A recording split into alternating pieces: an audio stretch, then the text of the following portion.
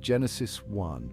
In the beginning God created the heavens and the earth. The earth was without form and void, and darkness was over the face of the deep, and the Spirit of God was hovering over the face of the waters.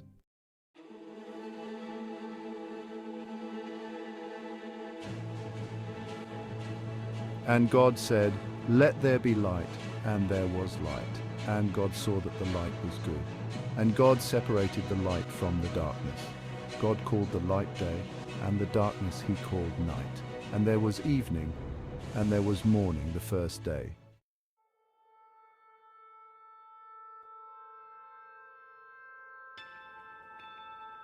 And God said, "Let there be an expanse in the midst of the waters, and let it separate the waters from the waters." And God made the expanse, and separated the waters that were under the expanse from the waters that were above the expanse. And it was so. And God called the expanse heaven. And there was evening, and there was morning the second day.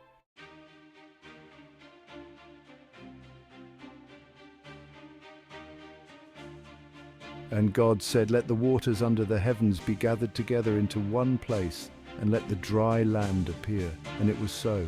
God called the dry land earth, and the waters that were gathered together he called seas. And God saw that it was good. And God said, "Let the earth sprout vegetation, plants yielding seed, and fruit trees, bearing fruit in which is their seed, each according to its kind, on the earth." And it was so. The earth brought forth vegetation, plants yielding seed according to their own kinds, and trees bearing fruit, in which is their seed, each according to its kind. And God saw that it was good. And there was evening, and there was morning, the third day.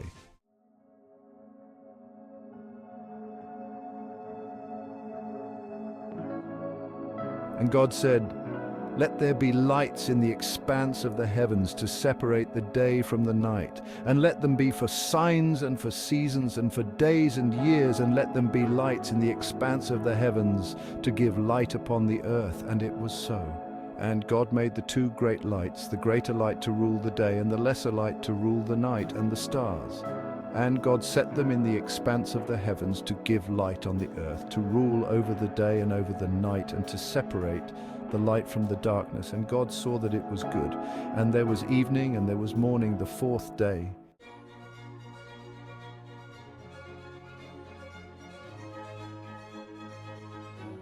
And God said, "Let the waters swarm with swarms of living creatures, and let birds fly above the earth across the expanse of the heavens." So God created the great sea creatures and every living creature that moves, with which the waters swarm, according to their kinds, and every winged bird according to its kind. And God saw that it was good. And God blessed them, saying, "Be fruitful and multiply, and fill the waters in the seas, and let birds multiply on the earth." And there was evening, and there was morning the fifth day.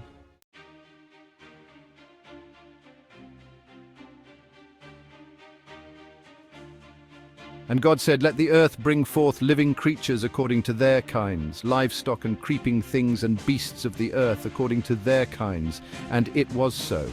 And God made the beasts of the earth according to their kinds, and the livestock according to their kinds, and everything that creeps on the ground according to its kind. And God saw that it was good.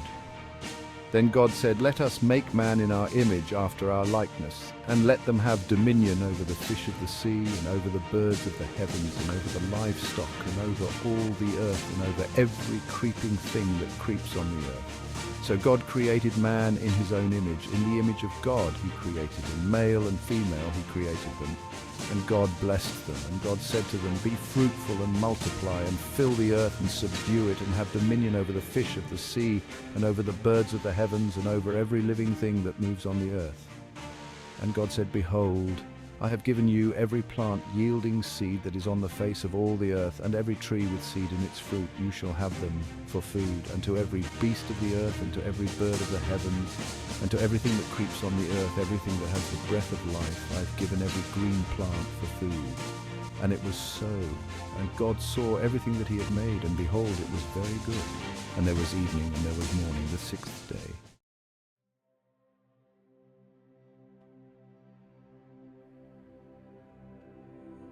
Genesis 2.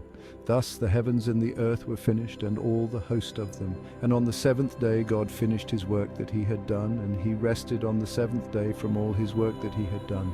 So God blessed the seventh day and made it holy, because on it God rested from all his work that he had done in creation. These are the generations of the heavens and the earth when they were created, in the day that the Lord God made the earth and the heavens.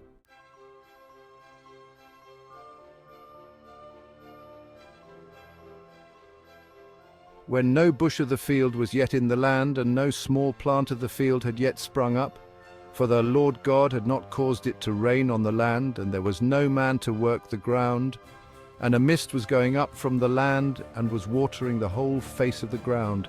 Then the Lord God formed the man of dust from the ground, and breathed into his nostrils the breath of life, and the man became a living creature. And the Lord God planted a garden in Eden in the east, and there he put the man whom he had formed. And out of the ground the Lord God made to spring up every tree that is pleasant to the sight and good for food. The tree of life was in the midst of the garden, and the tree of the knowledge of good and evil. A river flowed out of Eden to water the garden, and there it divided and became 4 rivers. The name of the first is the Pishon. It is the one that flowed around the whole land of Havilah, where there is gold. And the gold of that land is good. Bdellium and onyx stone are there. The name of the second river is the Gihon. It is the one that flowed around the whole land of Cush. And the name of the third river is the Tigris, which flows east of Assyria. And the fourth river is the Euphrates. The Lord God took the man and put him in the Garden of Eden to work it and keep it. And the Lord God commanded the man, saying, You may surely eat of every tree of the garden, but of the tree of the knowledge of good and evil you shall not eat, for in the day that you eat of it, you shall surely die. Then the Lord God said, It is not good that the man should be alone. I will make him a helper fit for him. Now out of the ground the Lord God had formed every beast of the field and every bird of the heavens, and brought them to the man to see what he would call them. And whatever the man called every living creature, that was its name. The man gave names to all livestock, and to the birds of the heavens, and to every beast of the field. But for Adam there was not found a helper fit for him.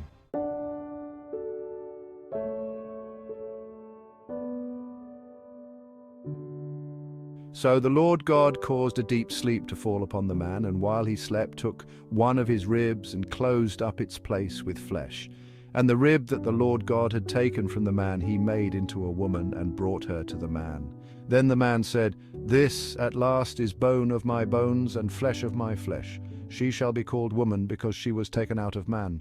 Therefore a man shall leave his father and his mother, and hold fast to his wife, and they shall become one flesh. And the man and his wife were both naked and were not ashamed.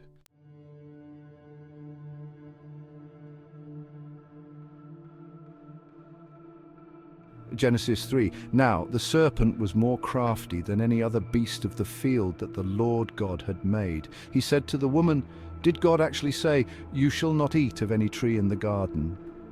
And the woman said to the serpent, We may eat of the fruit of the trees in the garden, but God said, You shall not eat of the fruit of the tree that is in the midst of the garden, neither shall you touch it, lest you die. But the serpent said to the woman, You will not surely die. For God knows that when you eat of it, your eyes will be opened, and you will be like God, knowing good and evil. So when the woman saw that the tree was good for food, and that it was a delight to the eyes, and that the tree was to be desired to make one wise, she took of its fruit and ate, and she also gave some to her husband who was with her, and he ate. Then the eyes of both were opened, and they knew that they were naked. And they sewed fig leaves together and made themselves loincloths. And they heard the sound of the Lord God walking in the garden in the cool of the day. And the man and his wife hid themselves from the presence of the Lord God among the trees of the garden. But the Lord God called to the man and said to him, Where are you? And he said, I heard the sound of you in the garden, and I was afraid because I was naked, and I hid myself. He said, Who told you that you were naked? Have you eaten of the tree of which I commanded you not to eat? The man said, The woman whom you gave to be with me, she gave me fruit of the tree, and I ate. Then the Lord God said to the woman, What is this that you have done? The woman said, The serpent deceived me, and I ate.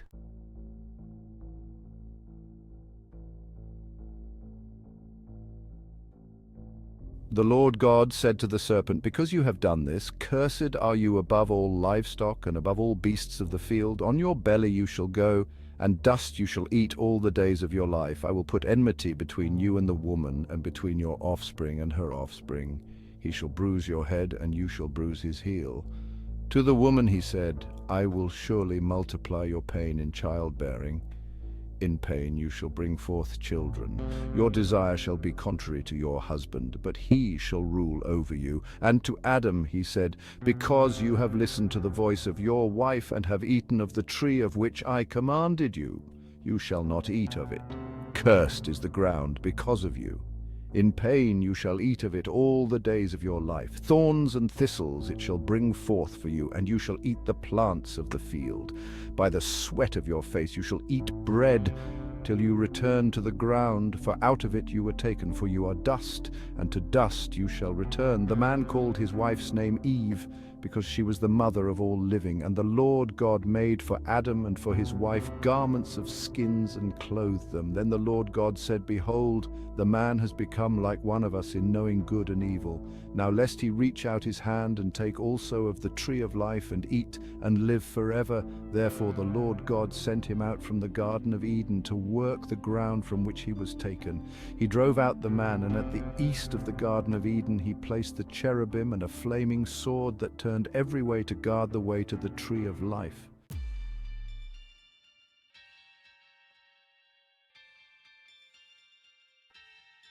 Genesis chapter 4.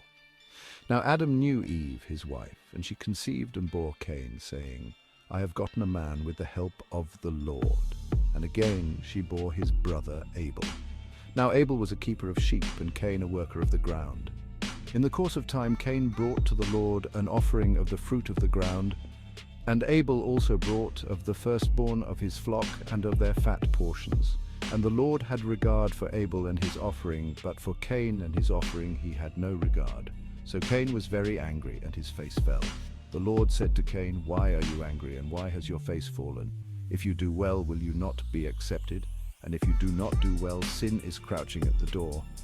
Its desire is contrary to you, but you must rule over it." Cain spoke to Abel his brother. And when they were in the field, Cain rose up against his brother Abel and killed him.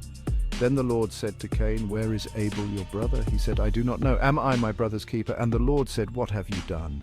The voice of your brother's blood is crying to me from the ground."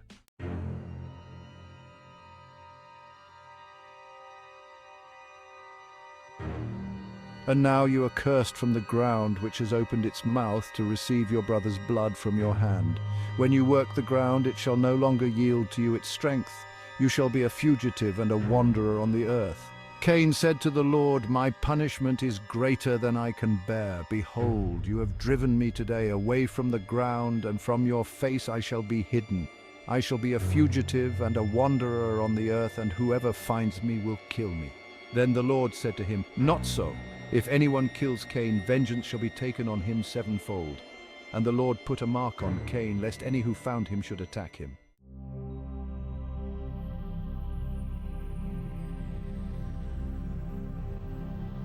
Then Cain went away from the presence of the Lord and settled in the land of Nod, east of Eden.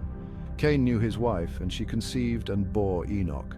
When he built a city, he called the name of the city after the name of his son, Enoch. To Enoch was born Irad, and Irad fathered Mehujael, and Mehujael fathered Methusael, and Methusael fathered Lamech, and Lamech took two wives. The name of the one was Adah, and the name of the other Zillah. Adah bore Jabal. He was the father of those who dwell in tents and have livestock. His brother's name was Jubal. He was the father of all those who play the lyre and pipe. Zillah also bore Tubal-Cain.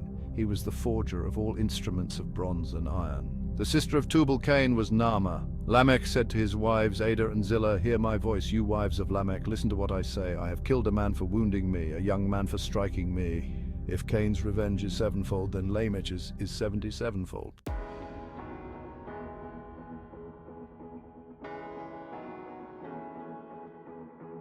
And Adam knew his wife again, and she bore a son and called his name Seth, for she said, "God has appointed for me another offspring, instead of Abel, for Cain killed him." To Seth also a son was born, and he called his name Enosh. At that time people began to call upon the name of the Lord.